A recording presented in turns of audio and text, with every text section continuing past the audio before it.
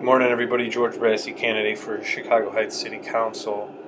Just wanted to make a quick video before I got too busy today here at my office. I'm coming off the heels of a huge day for me professionally.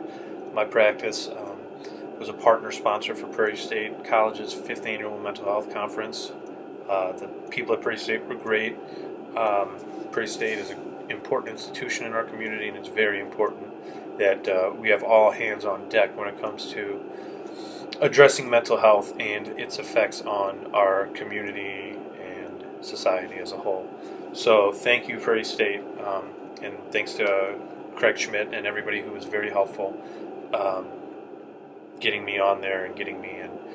I was asked by a fellow resident of the city to post some more detailed information about myself when it comes to my own history with Chicago Heights and my own interest in politics.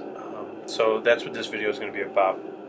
I was born June 29th, 1987 at St. James Hospital here in Chicago Heights. That would make me 31 years old as of this filming of this video. Went to Greenbrier School at that time for kindergarten through 8th grade. I know they're going to be switching it up soon, but at that time I was maybe the second or third class to go from kindergarten all the way to 8th grade.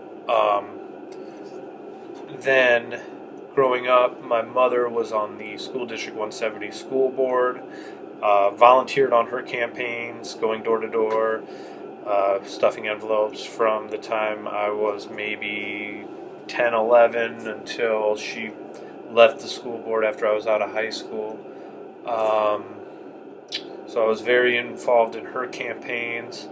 One of my earliest political memories, I think it may be my earliest political memory, kind of involves the city of Chicago Heights. I remember vividly the city kind of being the epicenter of the political universe for a time in that period when Mayor Cimbroni had defeated TJ Summer by one vote. TJ, our corporate counsel and township supervisor, and Sam, and I believe this was the 2000 election,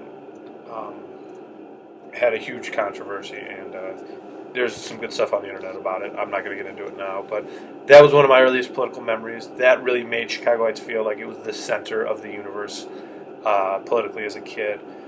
I was at Anthony DeLuca's victory party when he first won at Oasis 160 or 360. I remember all that pretty vividly. After I graduated high school, my parents made the decision to move to Frankfort, Illinois, unfortunately.